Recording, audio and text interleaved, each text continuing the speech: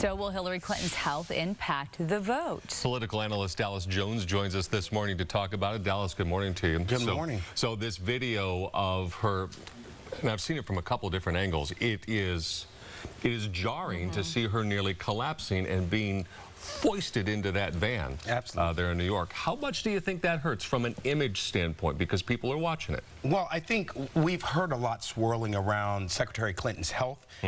This really made it a campaign issue that is going to linger until November. The question is, what is the intricacies of your health situation? Are you prepared to serve as commander-in-chief? Will you be able to physically handle the grueling day-to-day job of being the president? We know that she had to cancel her campaign stops on the West Coast, at least for today and tomorrow, but it sounds like if you have pneumonia, you would have to probably cancel more than that. I don't see how you're able to heal that quickly. How does this help or hurt her campaign that she's having to take a big break? Well, she's going to take a hit. I mean, what she's giving up is the airwaves. We are in the crunch time of this campaign. There are about 7 weeks left until campaign election day. And so, you know, she needs to be out there talking to voters, hitting the swing states. The polls are very, very close. And so it's definitely a major setback for the Clinton campaign. The story there said that Donald Trump took the deference of 9/11 to not respond yesterday, responding to some degree today.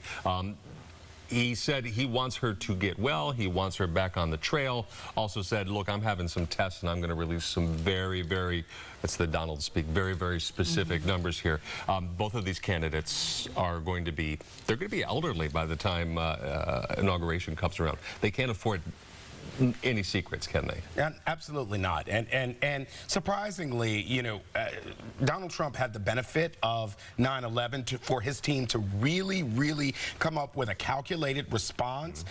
The Clinton campaign did not. They went with overheating, and then they finally released this pneumonia diagnosis. You know, his response was one that I think most of us didn't expect. I hope she gets better. I wish her well. I'm going to release some tests too. It was a very good response from the Trump campaign. And he knows that he has to get that information out because it's going to come out. It's just how it ends up happening.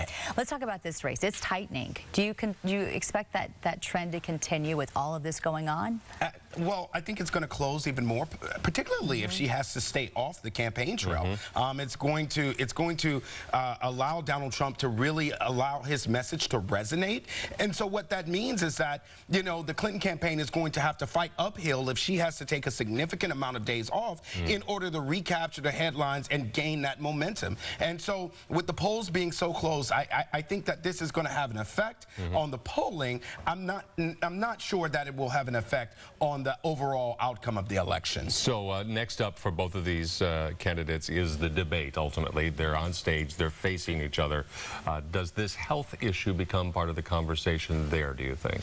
I don't think so. I think the debate will focus primarily on the issues. I think any attempt to make it about health would have to come from the Trump campaign, which is probably a direction they don't want to go. It's going to be very important during that campaign for Donald Trump to try to maintain some type of composure as he faces Secretary Clinton, who is a very seasoned and poised debater as well as a policy wonk. And so he's going to have to keep it about the issues and not make it, if you were a high school debater, there was a term called being abusive, right? Where you're pounding one issue. He cannot do that. He has to make it about the issues and very contained. All right, Dallas Jones, always good to talk to you. Thanks for breaking it down for us. That was great. Keeping us in the know. One thing about this race, it always gives us something to talk about. Yes. Every week. So much to talk about. We could talk for about another hour, right? Dallas, thank you. Good to see you.